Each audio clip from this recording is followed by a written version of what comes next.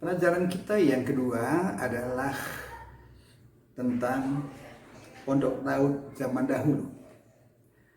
Pada zaman Musa, tabut itu ditaruh di Bait Allah di ruang Maha Kudus.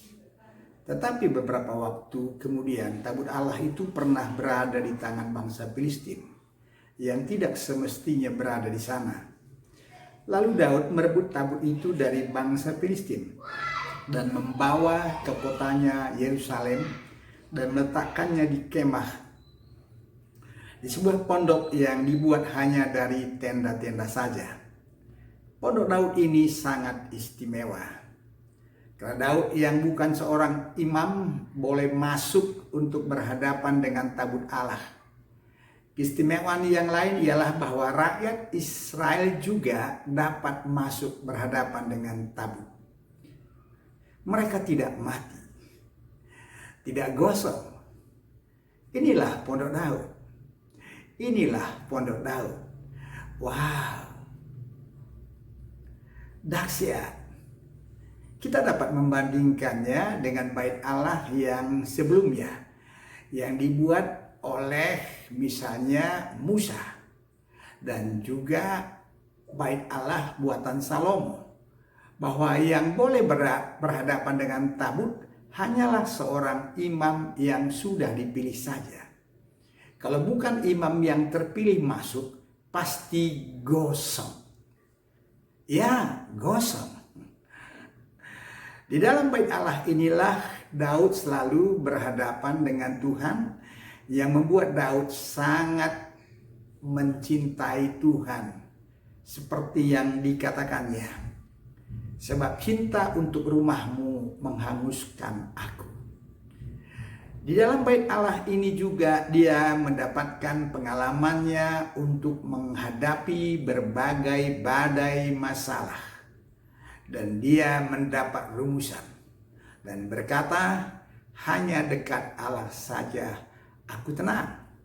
Mazmur 61 ayat 1. Artinya, apapun masalah kita, kalau kita dekat dengan Tuhan, itu pasti tenang.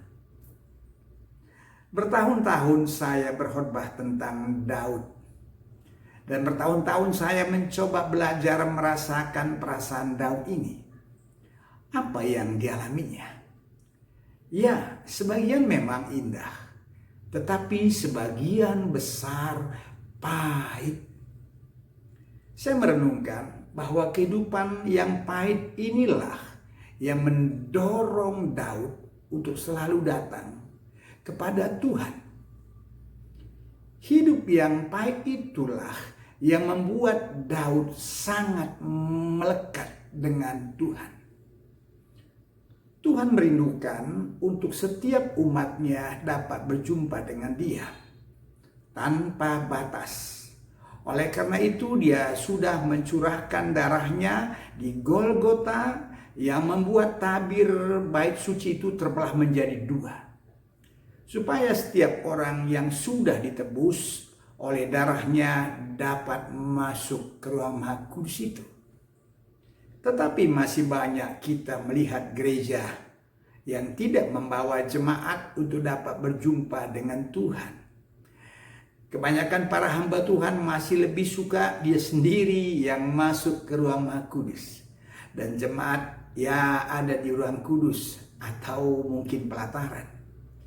Oleh karena itu terlalu sering kita mendengar bahwa si hamba Tuhan itu berkata, Tuhan berbicara kepadaku begini dan begitu.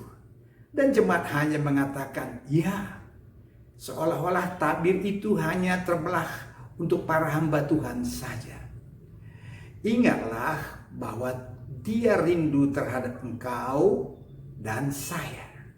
Sehingga Dia berkata, kemudian aku akan kembali dan membangun kembali pondok Daud yang telah roboh, dan reruntuhannya akan kubangun kembali, dan akan kuteguhkan supaya semua orang lain mencari Tuhan, dan segala bangsa yang tidak mengenal Allah yang kusebut milikku, demikianlah firman Tuhan, yang melakukan semua ini, yang telah diketahui dari sejak semula.